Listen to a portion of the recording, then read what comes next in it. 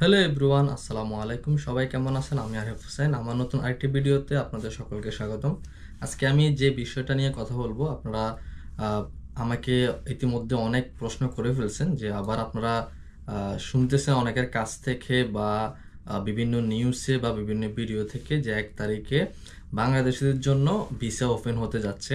তো এই বিষয় নিয়ে আপনারা আমাকে প্রতিদিন অনেক আমার ইনবক্সে, ফেসবুকের পেজের ইনবক্সে আপনারা আমাকে এসএমএস দিচ্ছেন বা কমেন্ট করতেছেন, জিজ্ঞেস করতেছেন যে আপনি কত পার্সেন্ট সিউরিটি দিতে পারবেন যে জানুয়ারিতে ভিসা ওপেন হবে বা কোন কোন ভিসাগুলো খুলবে। অনেকে বলতেছে, কেউ বলতেছে ভিজিট ভিসা ওপেন হবে, কেউ বলতেছে ফ্যামিলি ভিসা ওপেন হবে, কেউ বলতেছে ইনসাইডের ক্যান্সেল ট্রান্সফারগুলো ওপেন হবে। তো এইগুলা নিয়ে আমাকে প্রতিদিন আপনারা আমাকে প্রশ্ন করতেছেন। তো এই প্রশ্নগুলোর আনসার আপনারা এখানে পাবেন ইনশাল্লাহ।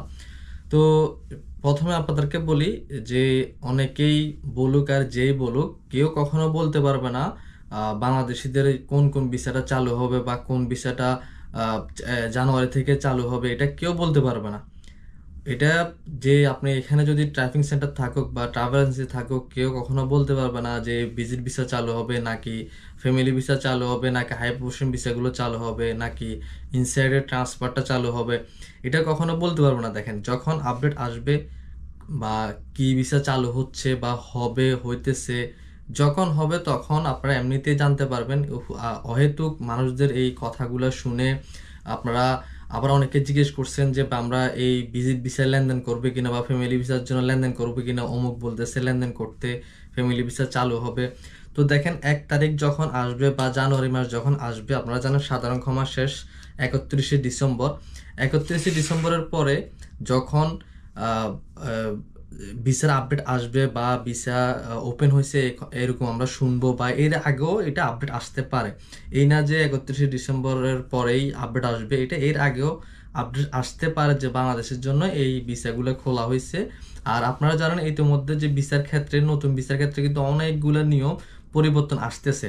আপনারা জানেন ইতিমধ্যে আমরা কিছুটা আমরা জানছি, এমনকি লাইসেন্সের ব্যাপারে, যে পার্টনার ভিসার ব্যাপারে, এগুলা অনেকগুলা নতুন নিয়ম পরিবর্তন আসতেছে ভিসার ক্ষেত্রে। তো এইগুলা ধারণা করে মানুষ চিন্তা করে যে বা এই ভিসাগুলো খুলবে, অমুক ভিসাটা খুলবে বা হাই প্রফেশন ভিসাটা খুলবে, এক একজনের এক এক ধারণা করতেছে।